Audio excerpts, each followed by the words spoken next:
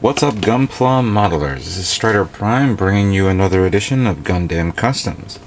Today I'm going to build the 144 scale High Grade Kampfer from the Mobile Suit 0080 War in a Pocket animation series. This was the unique close quarter combat type mobile suit that was introduced in that OVA pretty much close to 20 years ago by now. I think that series is from, and it is one of my personal favorite looking kits. I had the master grade version of this a long time ago, but I never got a chance to build it, and then I sold it on eBay a while back. Don't ask me why I did that, I don't remember. But I'm glad that they made the high grade version of this, and I was impressed with its very, very unique detail and scale ever since I saw it at this year's MosquitoCon show, when this guy brought, forgive me if I don't remember the name of the person who brought his version of the Kampfer, but yeah, he brought his. He painted it all green, and I kind of like how he did with that kit. So I said that this is a perfect kit that I want to introduce in my Diorama build, which is actually the 4th mobile suit kit that's going to be in it. Now, again, like what I did with the Justa, I'm going to paint it a different color scheme. I'll do slight modifications, and I will remove certain things that will be a little cumbersome.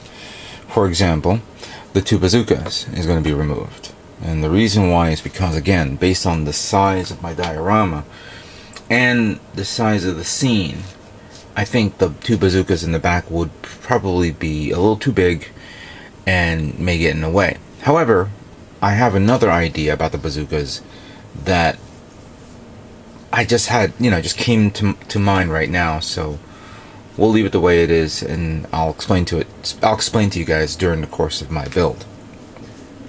The most important part of the kit that will stay, of course, will be the 2 shotguns, and maybe the 2 Panzerfaust, which I have an idea on what to do with those.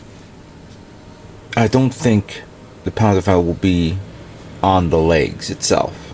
I'll explain that during the course of the build. And of course, I'll definitely paint it a different color. I like blue, but not for this. Not for this diorama.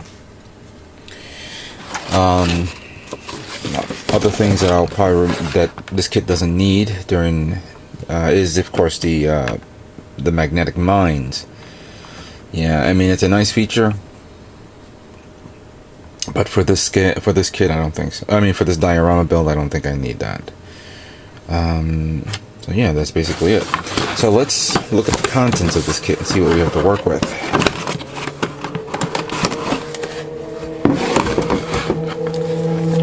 Here's the manual.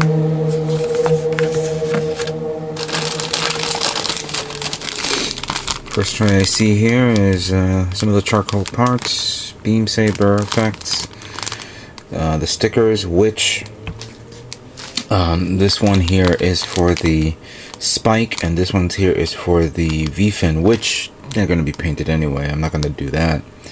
But here it gives you 3. It gives you not 1 but 3 circle stickers for the mono eye, which I'm going to get rid of these. I'm not going to put these on. I'm going to try something else for the mono eye. Try to keep it. No, I'm not going to put the visor like I did with the Enigma, so relax. Very detailed detail on the feet. Usually, I don't know why they want to put a lot of detail on the bottom of the foot, but then again, if it's flying or skidding along, showing off the back, it's pretty good. Now, you can't see this clearly, but maybe you can. This entire section here is a darker charcoal, maybe black, while this one is the regular gray charcoal color. And then you have the orange yellowy color here, which is for the side armor. Excuse me. These are 2 for the chest, and these 2 are for the for the shoulders.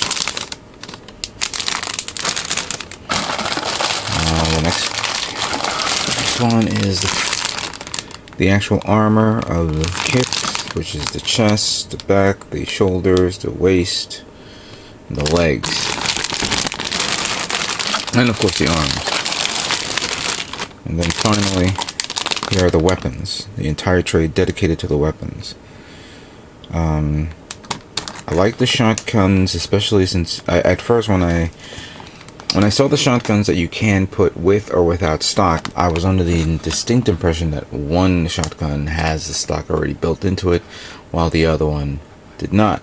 I'm glad to see that it's an optional part and you can actually remove it, because I want it without the stock.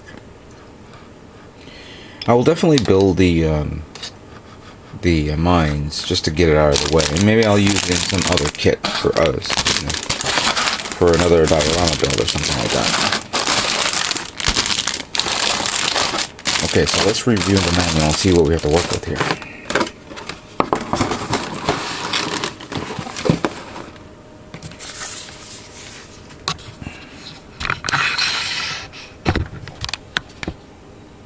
There we go.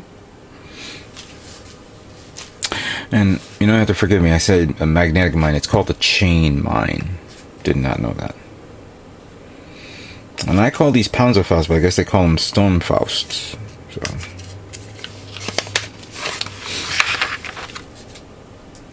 Here's an excellent detailed look of the kit in a larger picture here. Definitely around the areas of the thrusters, they put a lot of yellow here, which is a bit of a challenge, especially for this size. But I will definitely try this. And the next page, of course, we have the detail listing of all the parts. And then beginning on this page, the building of the body, the head, the shoulders, the arms, and then the feet, and then followed by the legs. And then, of course, the building of the waist unit, the assembly of the kit. And then from here going all the way over here is the assembly of the weaponry.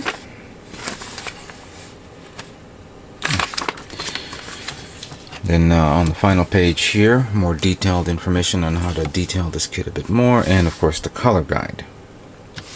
Now, color. What am I going to do with this?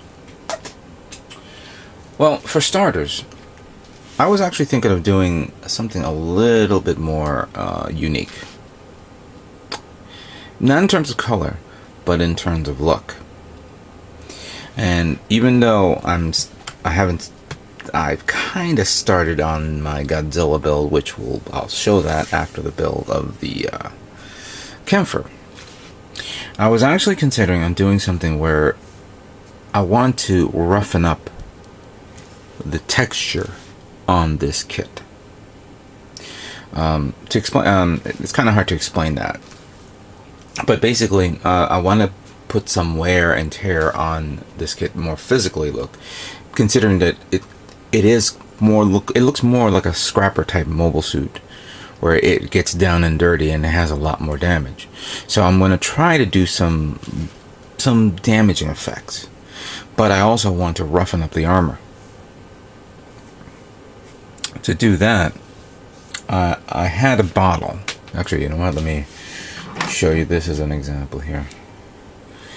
This is Mr. Surfacer 1200, which is in a liquid form, where you can actually put this on an airbrush. If I can just open it up so you guys can see it.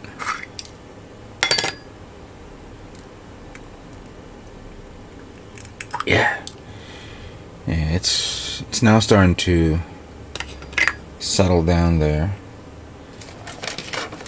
So let me just mix it up. Yeah, this can be, yeah. It'll start loosening up, and when you apply a little thinner on it, it'll be a lot easier to use and airbrush on a kit. But I'm just showing this as an example, because There's another product. There's another one just like this. Hold on, I gotta throw this in the garbage. There we go. There's another product from the Mr. Surfacer called Mr. Surfacer 500. 500. There are three. All right, hold on. There are three types of Mr. Surfacers. There's 1200, there's 1000, and then there's 500. 1000 and 1200 are a more thinner, more finer primer that you can put on kits. But the 500 one, I think it has a more denser pigmentation of the primer, and it gives it a slightly rougher texture look. 500 is used for tank armor, usually for kids who, for people who like to make tanks, and they want to apply a thicker coating to it, so it gives it that metallic, gives it that rough iron look to it. That's what I want to do with this. I gotta go to the hobby store and pick it up. There's a guy who has it for. He only has one left. I gotta pick it up quickly before it's taken. And then I want to prime it with 500 with Mr. Surfacer Prime 500. Maybe I don't have to airbrush it. I can actually use a brush and then apply it over and over. So it gives it that textured look to it. So that's my idea. Once the whole thing has been primed with Mr. 500, the weaponry are going to be painted with gunmetal, except for the shotgun, which I'm going to do a combination of gunmetal and metallic gray.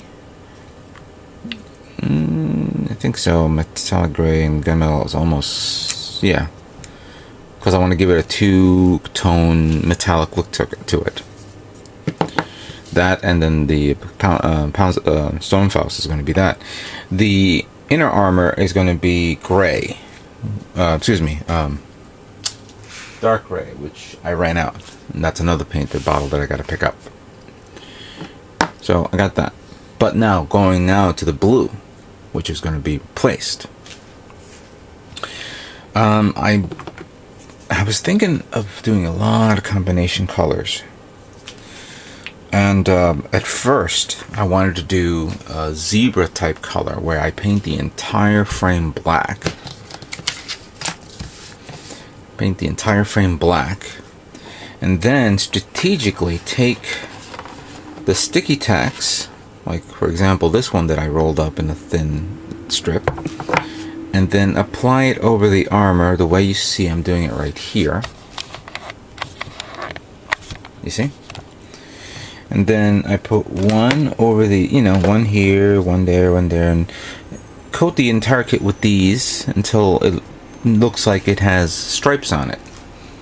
Then I airbrush it white and give it a white-black stripe look. But didn't think that would be appropriate, considering that the urban environment will not be a good idea to do a white and black stripe mobile suit, and you could pretty much be seen a mile away, even at that size. So I decided to do something else. I decided to make the colors identical to the previous kit that the Xeon forces are in. And that's the same color tone that I did with the Zaku, Enigma Zaku. But I'm going to do it this way. So I'm going to coat the entire kit JA green. This is a different type of green. Once I do that, I'll follow the same format and cover each part, with the stripes, as you can see here. And then I will repaint that with flat earth. This is a nice color.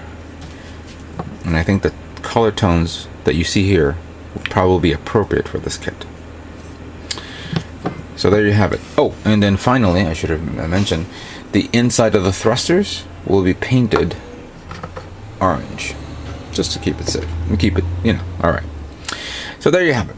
That is my idea on the Kampfer. I hope you guys are going to enjoy this video build, and let's start building High Grade Kampfer.